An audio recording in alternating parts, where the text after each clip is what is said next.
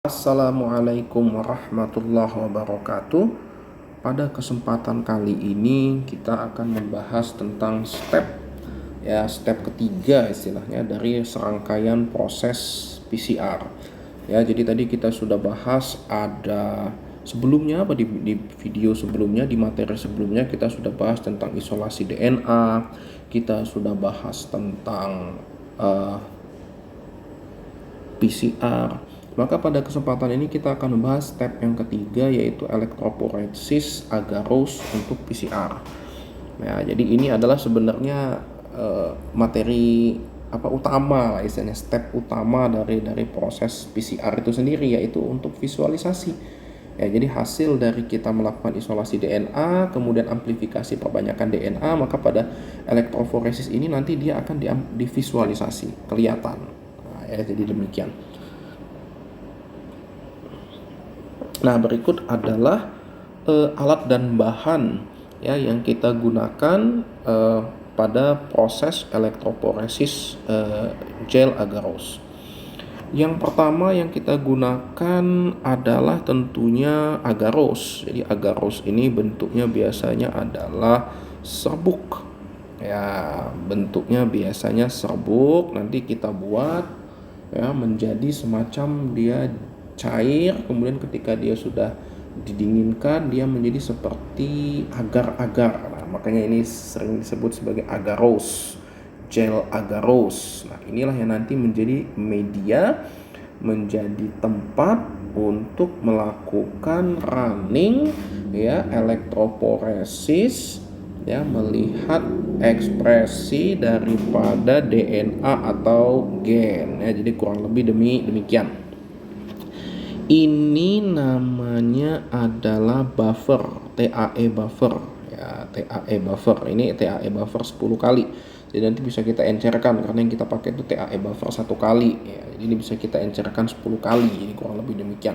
Jadi TAE buffer ini merupakan nanti buffer ya yang kita gunakan biasanya nanti untuk merendam ya. Untuk merendam, karena kan nanti gel agarose itu pada saat dilakukan elektroporesis dia harus terendam, tidak boleh kering, dia harus wet kondisinya. Jadi dia harus terendam pada cairan, yang dimana cairannya nanti adalah TAE nih, TAE buffer ini nanti yang menjadi cairannya ya. Kemudian juga yang kita gunakan adalah ini adalah tatakan untuk membuat gel agarose. Nah, ini tatakannya, dan ini adalah sumuran-sumurannya ya. Ini adalah sumuran-sumuran untuk membuat agar gel agarose ini yang bentuknya seperti agar ini, dia kalau dikasih sumuran ini maka nanti akan ada site, ada tempat-tempat ya, ada istilahnya itu disebut sebagai microwell.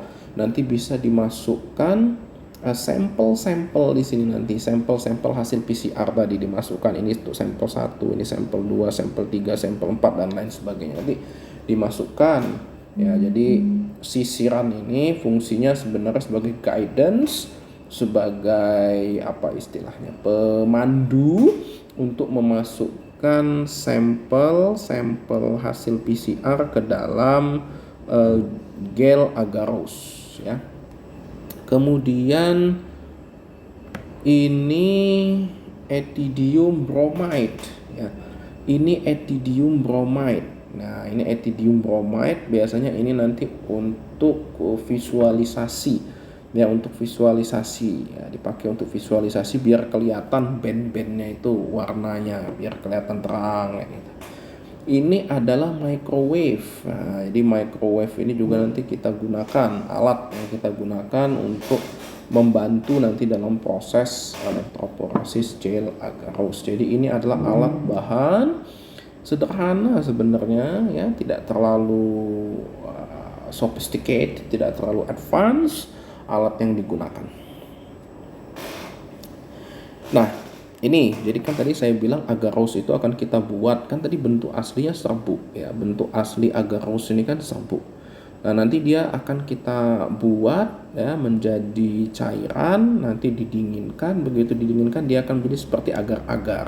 Nah, Penentuan persentase gel agarosa itu ditentukan seberapa besar base pair yang mau kita dapatkan ya. Jadi kalau misalnya kita mau dapat base pairnya dari base pair 1000 sampai 30.000 base pair, maka gel agarosnya kita perlu kurang lebih 0,5%. Jadi 0,5 gram ya agaros dilarutkan ya dengan buffer, TAE buffer.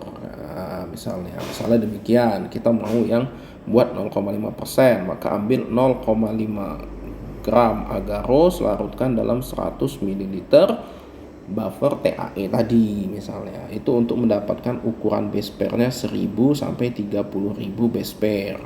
Ya kalau mau lebih kecil lagi, oh tidak Pak, saya mau lebih kecil lagi, saya mau sampai 50 ya, dari 50 base pair sampai 20.000 base pair. Ya sudah, berarti Anda pilih yang gel agarosa 2%. Nah, gel agarosa 2%. Bagaimana membuat gel agarosa 2%? Gel agarosa 2% dibuat dengan berarti 2 gram agarosa dilarutkan dalam 100 ml TAE buffer satu kali. Nah, ini kurang lebih demikian. Kalau Anda mau buatnya 200 ml TAE buffer satu kali ya maka 4 gram. Jadi demikian. Ya, kemudian itu dikocok ya sampai merata, diaduk ya. Kemudian nanti dia dipanaskan di dalam microwave sampai mendidih, sampai larutannya itu menjadi jernih. Karena awalnya kan larutannya itu agak putih-putih gitu. Nanti sampai jadi jernih. Dididihkan di dalam microwave sampai jernih. Nah, kemudian setelah itu didinginkan ya, agarosnya didinginkan sehingga dia nanti menjadi bentuknya itu seperti agar ya. Intinya ya kalau susah ngukur kira-kira sampai 60 derajat Celcius, yang gampang adalah sampai nanti bentuknya seperti agar. Ya, kalau sudah bentuknya seperti agar, baru ditambahkan 5 mikroliter ethidium bromide. 5 mikroliter ethidium bromide. Ya, konsentrasinya 10 mg per mililiter. Campur hingga merata. Ya, jadi campur hingga merata ya. Jadi campur sampai 60 ya, tadi sampai dia didinginkan. Sembari nunggu dingin, campurkan ethidium bromide-nya 5 mikroliter 10 mg per mililiter. Ethidium bromide-nya konsentrasinya ini 10 mg per mili, ambil 5 mikroliter aja, campur ke gel agarosanya tadi biar dia nanti terwarnai, biar dia berpendar pada saat divisualisasi dengan gel dots. Kemudian setelah itu larutan dituangkan ke dalam tray ya, wadah ini tadi dituangkan ke itu. Kemudian tunggu kurang lebih 30 menit atau sampai gelnya itu mengeras. Jadi dia benar-benar keras ya. Kalau ini kan tadi gelnya itu baru kayak apa ya istilahnya, baru terbentuk jaringan-jaringan gelnya. Kalau ini udah benar-benar seperti agar-agar keras itu ya, yang sudah kejal itu. Nah, kemudian ya masukkan ke dalam tray dan pasang kom. Kom itu yang ini ya. Kom ini yang saya bilang ini ya, ini kom. Pasang komnya. Kalau dia sudah keras, baru lepaskan well forming komnya sama traynya sehingga dia siap digunakan gel tersebut untuk melakukan proses elektroporesis. Jadi tahapan ini baru membuat gelnya saja, baru membuat gel agarosnya saja. Tahap selanjutnya setelah gelnya siap, baru kita lakukan yang namanya elektroporesis. Nah, jadi ini hasil tahapan yang kita kerjakan tadi itu baru membuat gel agarosa nih. Ini dia benar-benar menjadi seperti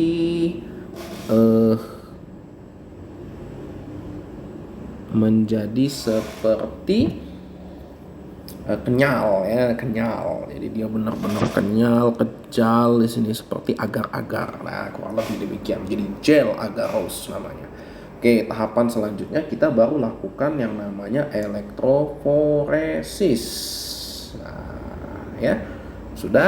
Kita sudah siap tadi ya, di mana ini gel agarosa kita sudah siap. Selanjutnya adalah setiap sampel hasil PCR kita tadi kita masukkan ke dalam masing-masing sumuran di gel agarosa ini tadi yang sudah dipasang, bekas dipasang tadi welcome tadi ya, welcome tadi, kom sisir-sisiran tadi. Jadi dipasang, nah dimasukkan ke sini ya secara halus sekali ya, secara halus sekali. Jangan sampai bocor ya, pelan-pelan dimasukkan ke sini sampel satu persatu. Misalnya ini sampel 1, ini sampel 2, ini sampel 3, sampel 4, sampel 5, sampel 6, sampel 7, sampel 8, sampel 9, sampel 10, sampel 11, sampel 12, sampel 13, sampel 14, sampel 15. Jadi misalnya demikian. Ya, jadi dimasukkan benar satu persatu. 1 microlite biasanya cuma sedikit saja dimasukkan ya. Jangan banyak-banyak, nanti dia melebar mana-mana. Nah, selanjutnya apabila sudah masuk ke agar-agar tadi, maka selanjutnya agar itu gel agaros tadi dimasukkan ke dalam chamber. Nah, ini yang kita bahas di instrumentasi biomedis. Ini adalah chamber elektroporesis. Jadi ini adalah chamber elektroporesis ya. Jadi dia merupakan wadah yang digunakan untuk elektroporesis, di mana elektroporesis biasanya kita gunakan untuk PCR ini adalah elektroporesis horizontal. Nah, jadi nanti di sini nanti tempat menaruh gel agarosanya di sini, nanti di sekelilingnya ini diisi dengan larutan buffer TAE 1 kali sehingga basah di sini nanti. Nah, kemudian di sini ada kabel merah dan di sini ada kabel hitam. Kabel ini disambungkan ke power supply untuk memberikan energi listrik yang selanjutnya akan menggerakkan, di mana DNA itu kan perbuatan negatif, maka dia akan menuju ke kutub positif. Jadi dia akan bergerak. Nah, dia akan bergerak. Selanjutnya ini hasil elektroporesis ini belum kelihatan sebelum dilakukan visualisasi di gel dock. Ya, selanjutnya kita visualisasi dengan gel dock. Jadi dimasukkan ke sini agar gel agaros yang telah kita elektroporesis ini dimasukkan ke gel dock. Selanjutnya nanti di dalam gel dock akan terlihat gambaran seperti ini. Ini adalah hasil visualisasinya ya. Jadi nanti terlihat ada gambaran seperti ini, hasil visualisasi daripada gel dock. Nah, inilah nanti disebut sebagai band-band tadi, dimana di sini nanti ada biasanya marker, penanda. Kan kita nggak tahu nih ini berapa base pair ini, besarnya band-band yang terbentuk ini berapa base pair. Ini tinggal kita cocokkan saja dengan di sini. Di sini kan ada istilahnya itu penanda ya, marker DNA leader istilahnya. DNA leader atau penanda ini biasanya sudah ada base pairnya. Ini berapa base pair, ini berapa base pair, berapa base pair dan seterusnya. Biasanya di sini kecil, nanti ada yang jaraknya itu 50 base pair, ada yang jaraknya misalnya 100 base pair, atau ada yang 500 base pair, atau ada yang 1000 base pair, tergantung DNA leader yang digunakan. Nah, di sini adalah nanti hasil elektroporesisnya, nanti kelihatan dia ini pada berapa base pair, nanti demikian, sehingga nanti didapatkan benar terekspresi site ini dengan besar sekian base pair. Nah, kurang lebih demikian. Jadi itu adalah hasil ya dari proses PCR. Ini hasil dari proses rangkaian PCR tadi adalah menghasilkan band-band seperti ini ya, menghasilkan band-band seperti ini yang nanti terakhir visualisasinya dengan menggunakan gel dock ya, dengan menggunakan gel dock ya. Jadi saya rasa itu materi tentang elektroforesis gel agarosa. Jadi saya ringkas sedikit bahwasanya untuk melakukan rangkaian panjang PCR diawali dari isolasi DNA, kemudian diikuti dengan PCR, dan terakhir nanti dengan elektroforesis gel agarosa. Jadi pastikan proses itu dilakukan secara baik, secara cermat, karena kesalahan pada satu step saja itu bisa berdampak kepada hasil visualisasi DNA-nya akan jelek. Hasil visualisasinya tidak bagus, hasil visualisasinya tidak optimal. Ya, oleh karena itu pastikan sekali ya, cermati sekali, setiap proses harus dikerjakan dengan baik dan benar. Terima kasih. Assalamualaikum warahmatullahi wabarakatuh.